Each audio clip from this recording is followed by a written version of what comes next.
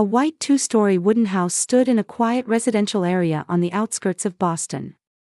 A well-tended flower bed adorned the entrance, where the last flowers of the season bloomed resolutely before winter. Judy Williams, who lived in this house, stood at the kitchen island, writing plans for her anniversary dinner in her notebook. 15 years, she murmured. Her voice held a touch of sentiment and a hint of weariness. Judy was an agent who was becoming successful at a local real estate company.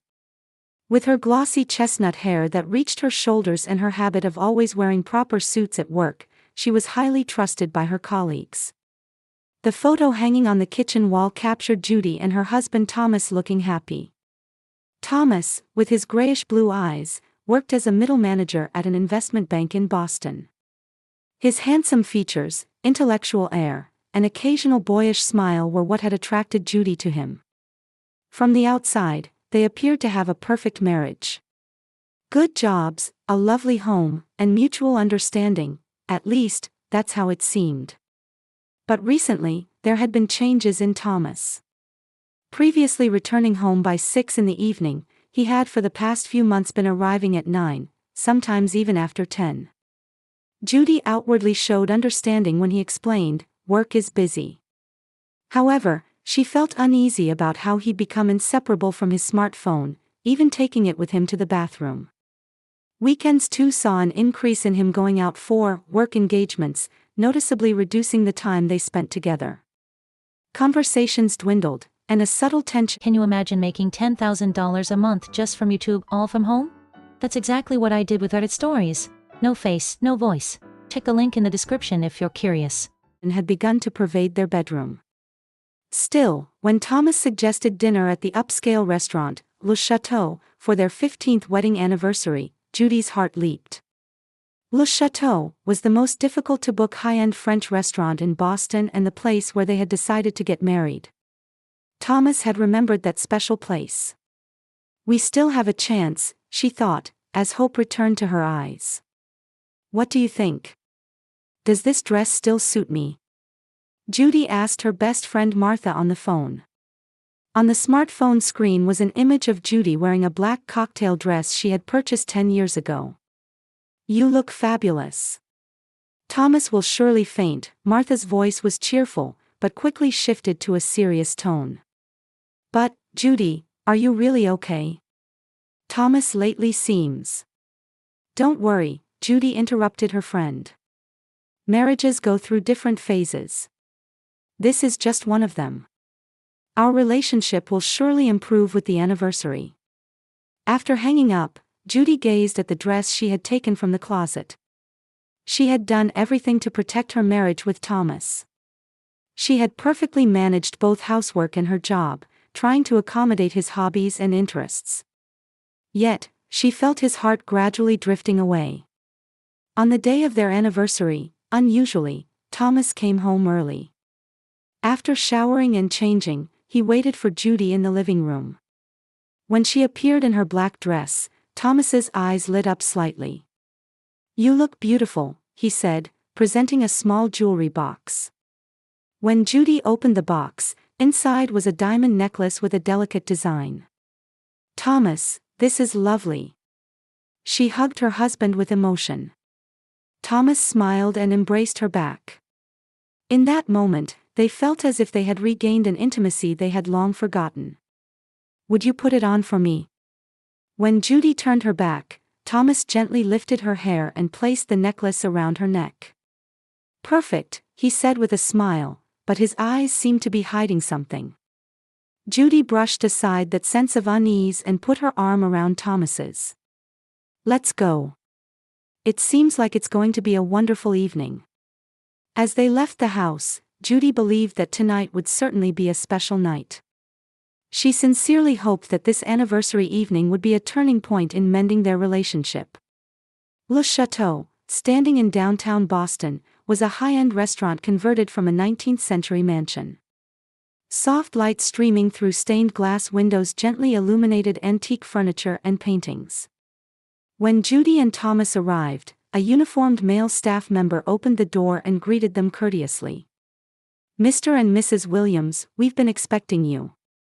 After checking in at the entrance, senior waiter Arthur guided the two. Arthur, who appeared to be in his 60s, had his silver hair slicked back and stood with perfect posture. His demeanor exuded years of experience. "I understand today is your wedding anniversary. We've prepared a special table for you." Arthur led them to a small alcove at the back of the main dining room. A semicircular window offered a panoramic view of Boston's night skyline, and the table was adorned with white roses. Judy was moved and caught her breath. "Thank you for the lovely table," she said with a smile to Arthur. Thomas merely nodded and immediately took out his smartphone to check the screen. At that gesture, Judy let out a small sigh but didn't want to ruin the special evening. When Arthur presented the wine list, Thomas briefly looked it over and said, "A bottle of champagne." After Arthur departed, Thomas said, "I'm going to the bathroom for a moment," and left his seat. Left alone, Judy gazed at Boston's night view through the window. The city lights twinkled like stars, reminding her of the night 15 years ago when she had accepted Thomas's proposal. Back then, everything had seemed to sparkle. She looked at her ring and smiled. About 10 minutes later, Thomas returned. He seemed somewhat restless and took out his smartphone again. "Work contact?" Judy asked, and Thomas hurriedly put his phone away. "Yes, there's a bit of a problem going on. But I'll try not to think about it tonight." The champagne was brought over, and they toasted. The sound of their glasses touching resonated in the quiet space. Judy gathered her courage and began, "Thomas, lately I've been feeling a distance between you and me." Thomas momentarily showed a surprised expression but quickly regained his composure. "What do you mean? You come home late, you're hardly ever home on weekends. And you've become inseparable from your smartphone," Judy said quietly. "Is there a problem?" Thomas let out a deep sigh. "It's just that work is busy. A new project has started, and everyone's working desperately. There's nothing for you to worry about." He smiled gently, but his eyes weren't smiling. Judy didn't pursue it further. She didn't want to argue tonight. "I understand. But I want us to have a relationship where we can talk more." Arthur brought the menus. Today's chef's recommendations begin with a duo of lobster and foie gras, and the main course is Wagyu filet with truffle sauce. Thomas closed the menu and ordered the chef's tasting course for two. Judy was surprised. The chef's course was the most expensive menu at Le Chateau. "It's a special night," Thomas said. "And let's have a special wine too." He pointed to a 2015 Romani Conti on the wine list. Judy's eyes widened. It was a wine that cost several $1,000s a bottle. "Thomas, such an expensive wine." "It's fine," Thomas interrupted. "We can indulge ourselves tonight, can't we?" Arthur noted the order and gracefully departed. Thomas looked at his smartphone again and said, "I'm going to the bathroom again." This was the second time. Judy found it a bit suspicious, but she was more concerned about his extravagance. While they were affluent, this was the kind of expense that the normal Thomas would call wasteful. While Thomas was away from the table, Judy took a sip of champagne and pondered. Could it be that Thomas was feeling guilty about something? Or did he just want to make their anniversary special? As she was deep in thought, Thomas's smartphone vibrated. The screen of the phone on the table lit up momentarily, displaying part of a message: "Tonight is the last night. Tomorrow begins our new life," from a sender named Rachel. Judy felt as if her heart had stopped for a moment. She looked away from the phone and tried to calm herself. Various possibilities raced through her mind. Was Thomas having an affair? Or did this mean something else? Before Thomas returned, Judy took a deep breath and composed her expression. Anxiety and suspicion were swirling within her, but she wanted to further assess the situation. When Thomas finally returned after more than 10 minutes, his complexion looked a bit off. "Are you okay?" Judy asked, and Thomas replied, "Just a bit tired." The appetizers were served. Faced with the artfully plated dishes, Judy momentarily forgot her anxiety. "It's beautiful," she said. Thomas nodded, but he seemed distracted. He took out his smartphone again and checked something. While starting on her appetizer, Judy tried to engage Thomas in conversation. Memories from their student days, failed first date stories, episodes from their honeymoon. All were precious memories for the two, but Thomas's responses were thin, occasionally answering absent-mindedly with just a "yeah." Before the main course was brought, Thomas took a third bathroom break. Judy could no longer contain the mixed feelings of anxiety and anger. She felt the urge to check if he was actually going to the bathroom or if he was communicating with someone. However, she reconsidered, thinking such an act would lower her dignity. When Arthur brought the main course, Thomas also returned. On Thomas's plate was a perfectly grilled Wagyu fillet, plated with truffle sauce. He stared at it, and for a moment, his expression hardened. "What's wrong?" When Judy asked, Thomas forced a smile and said, "My stomach doesn't feel well.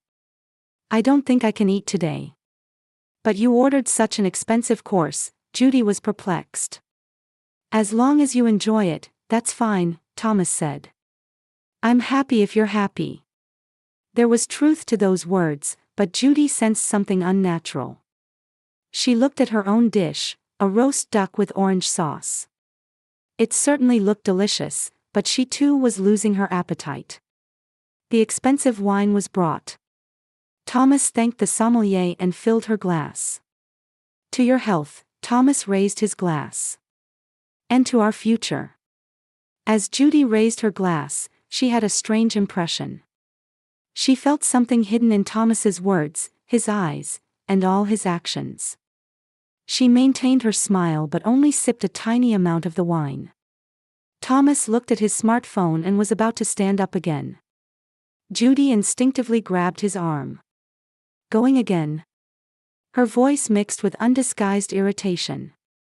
"Sorry, an important message," Thomas began to say, but then changed his expression as if sensing something from Judy. "No. It's okay. I'll stay with you tonight." He sat back down. However, before the main course, an unspoken tension now hung between them. Just as Judy was about to touch her food, Thomas said, "Wait a moment." There was urgency in his voice. Judy stopped in surprise and looked at her husband. "Let's toast first." Thomas took the Romani Conti bottle and poured the deep red liquid into her glass. After pouring into his own glass, he raised it with slightly trembling hands. "To our 15 years of marriage." Judy looked into her husband's eyes. There was some indescribable emotion residing there. Tension, anxiety, or fear. She couldn't read it. She only knew for certain that these were not the gentle, calm eyes of Thomas that she was used to. To 15 years, Judy also raised her glass in response but only took a tiny sip. Something felt off. This high-end restaurant, expensive wine, and his unnatural behavior, all of it made her wary. Putting her glass down, Judy turned her attention back to the food. The elaborately plated roast duck certainly looked appetizing. However, seeing Thomas not touch his food at all, she again had questions. "Aren't you going to eat?" Thomas smiled again and said, "My stomach's just not feeling well." That smile seemed forced, and small beads of sweat appeared to be forming on his forehead. He again raised the wine to his lips and drank deeply. As Judy raised her fork, a small commotion was heard from the restaurant entrance. While she looked in that direction, Thomas's eyes fell on her plate, and for just a moment, he showed an expression of holding his breath. However, by the time Judy turned back, he was already smiling as if nothing had happened. "It's a lovely dinner," Judy said. "But it's a shame you can't eat." "Yes, it's truly a shame," Thomas said, though he also seemed somewhat relieved. "But if you enjoy it, that's fine." Their conversation was interrupted when waiter Arthur came to pour water. Arthur poured the water with elegance, but there seemed to be a bit of urgency in his movements. Standing beside Judy, as he poured the water, he quietly said, "Madam, please check under your plate." His voice was as soft as a whisper, and Thomas didn't seem to have heard. Arthur placed the carafe down, bowed, and departed. His expression clearly showed anxiety. Judy was perplexed. What did Arthur's words mean? She looked at her husband, but Thomas was checking his smartphone again. The sweat on his forehead had increased.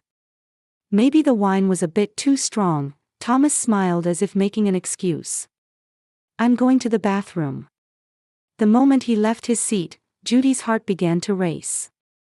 Arthur's words repeated in her head. "Please check under your plate." Under the plate? Why? After confirming that Thomas's figure had disappeared into the back of the restaurant, she carefully lifted her plate slightly. And she gasped. A small piece of paper was tucked under the plate. Trying not to be noticed by those around, Judy quickly slid the paper under her napkin. Her hands were shaking. She opened the paper in the shadow of the napkin and read the words written there. "There is poison in this dish. Do not eat it under any circumstances. Your husband is trying to kill you."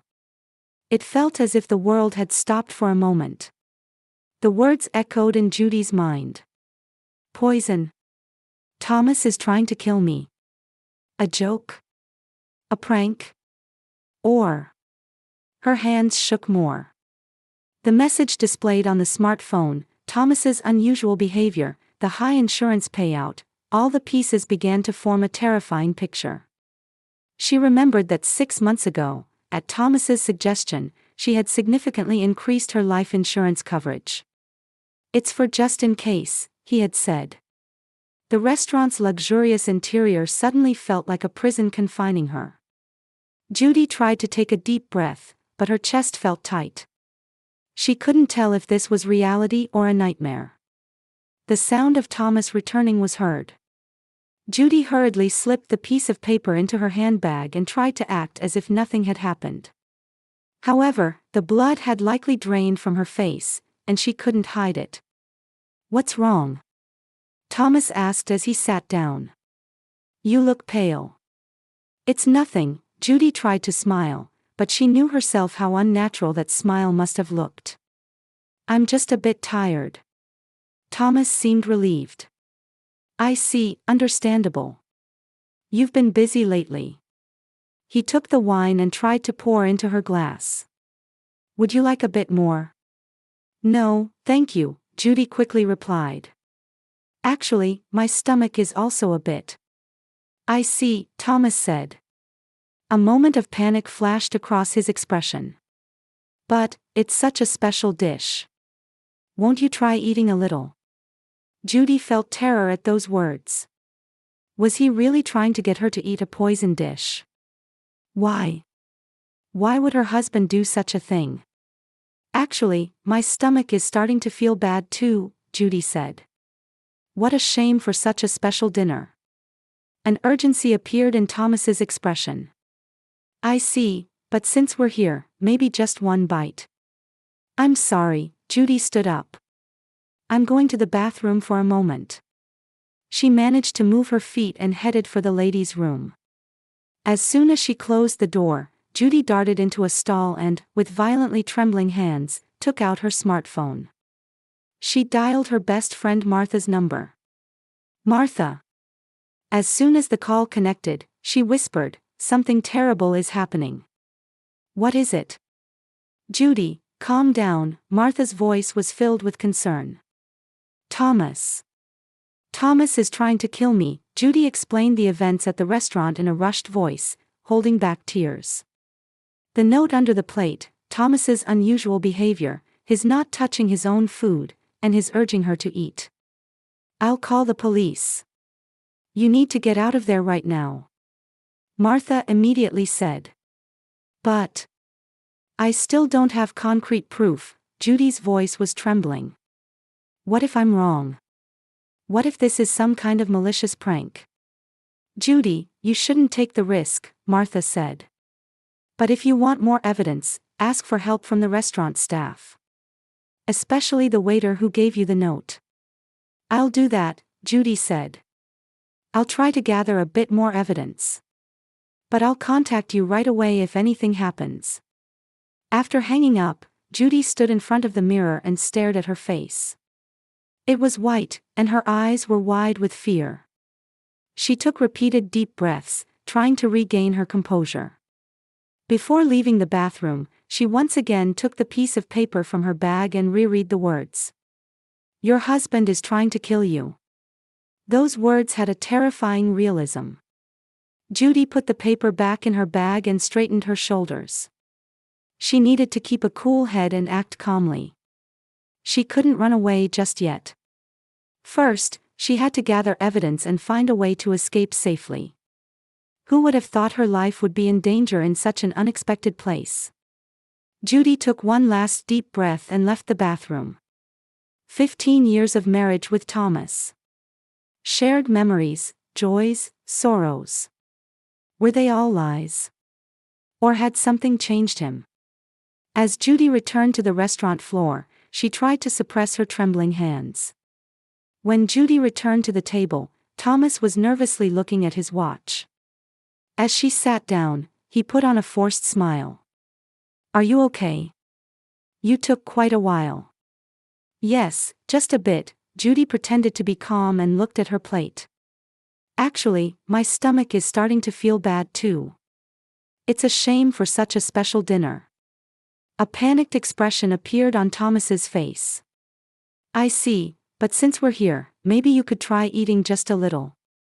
The chef put his best effort into this dish. I can't right now, Judy said. Maybe we can take the food home and eat when I feel better. Let's have it to go. Thomas's face visibly paled. To go. Such high-end cuisine isn't suitable for takeout. Besides, it's our 15th anniversary dinner, Judy retorted. I'd at least like to thank the chef. Before Thomas could respond, Judy beckoned Arthur. Excuse me, could we meet the chef? The food looks beautiful, but unfortunately, we're both feeling unwell. Arthur glanced at Thomas for a moment. Of course. The chef is very busy at the moment, but a brief greeting should be possible. Please, this way, he gestured for Judy to follow. I'll come too. Thomas started to stand, but Arthur politely interrupted. I apologize, but for hygiene reasons, we can only escort one guest at a time to the kitchen area. She'll be back shortly. Thomas showed a dissatisfied expression but returned to his seat. Judy followed Arthur. While they appeared to be heading to the kitchen, they actually entered a staff corridor. Once in a place out of sight, Arthur stopped and turned to face Judy. His expression was serious. Madam, your husband was at this restaurant yesterday, he said quietly. He had a long conversation with Chef Carlos, and afterward, I witnessed Carlos receiving a large sum of money. Judy's heart raced. For what purpose? I'm not entirely sure, but I saw Carlos taking a special seasoning and adding something to the dish for a specific table number. Arthur took out his smartphone from his pocket and showed Judy an image. It captured Thomas handing something to a man who appeared to be Carlos. I took this photograph secretly. I wasn't certain, but I felt it was a suspicious movement. Judy gasped. My dish has. Yes. Carlos added a special seasoning only to your duck dish. Nothing was added to your husband's dish, Arthur continued with a serious expression. I've worked at this restaurant for over 30 years. I've seen many things, but this is the first time I've seen something like this. I was unsure whether to report it to the police, but the evidence was insufficient. Evidence, Judy murmured. Could I take a portion of the dish with me for testing? Arthur nodded and produced a small container. I was thinking the same thing. He quickly returned to the dining area and transferred a portion of Judy's food into the container. Please use this as evidence. Carlos will never confess. I believe he and your husband are conspirators. Judy suddenly took out her smartphone. Actually, I'm recording this conversation, she said. Arthur looked surprised but quickly showed understanding. That will also be good evidence. Thank you, Arthur, Judy said with heartfelt gratitude. If you hadn't warned me. Don't worry about it, Arthur said. However, be careful tonight. It would be good to leave early, pretending to have a marital dispute. And never be alone. Judy nodded and took a deep breath to compose her expression. I have to act. Arthur returned Judy via the original route, behaving as if they had just finished a brief meeting with the chef. I will convey the chef's apologies, he said in a loud voice.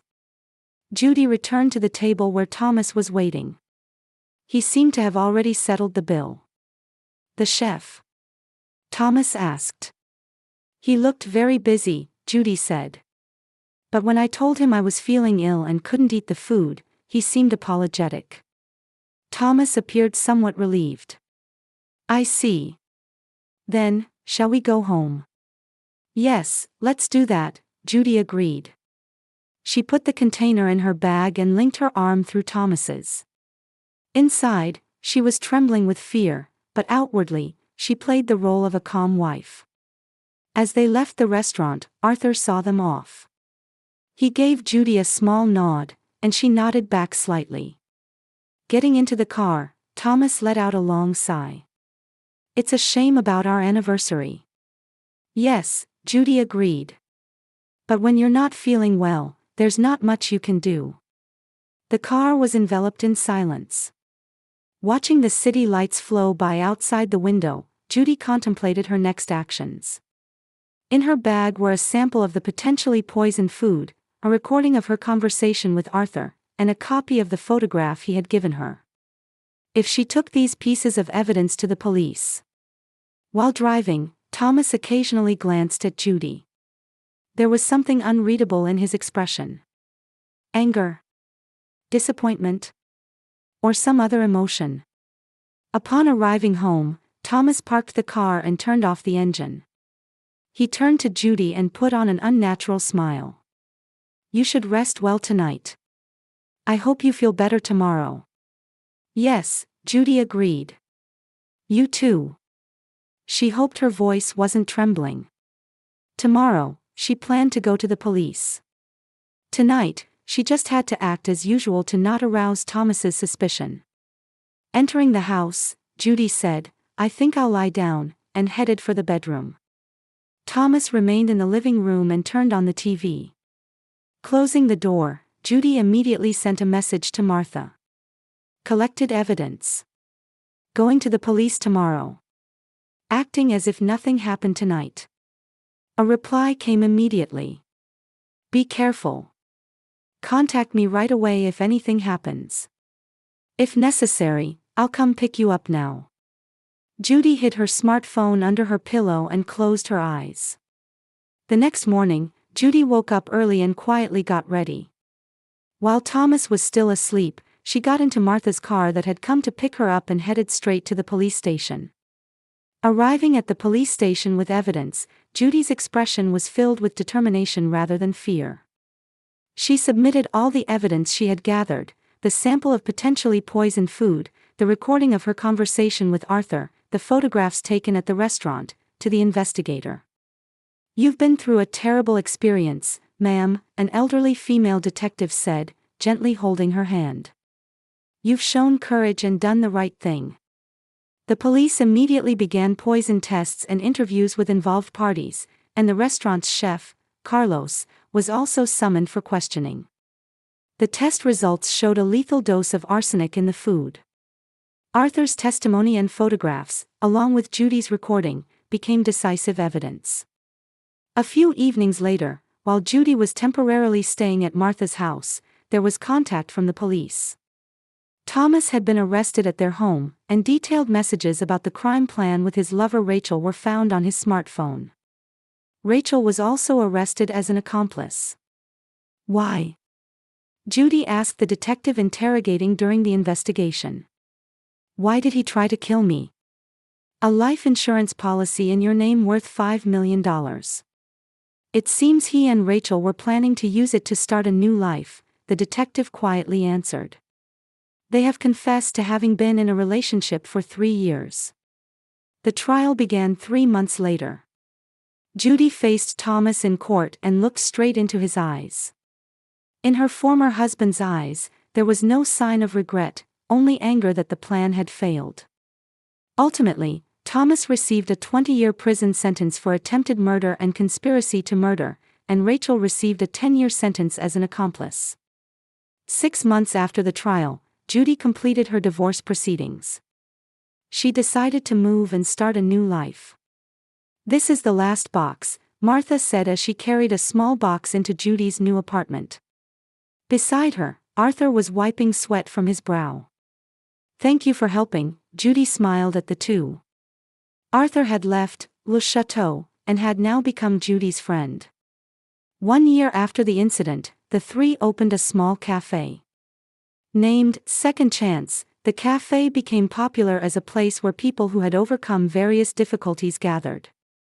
One quiet evening, as Judy was doing the cafe's bookkeeping, she found an envelope from the Massachusetts State Prison among the mail. The sender was Thomas Williams. With trembling hands, she opened the envelope. Inside were words of apology and a confession that he had faced his true self in prison. Judy read the letter multiple times. While grappling with complex emotions toward the man she once loved, she made a decision. She would not write back. However, she secretly established a fund to support his social reintegration after his release, hoping for his rehabilitation. Surrounded by her new family in the cafe, Judy gazed out the window. Life had brought her cruel betrayal, but it had also given her a new beginning. She had learned firsthand that true family is not about blood ties, but the bonds between people who support each other in difficult times.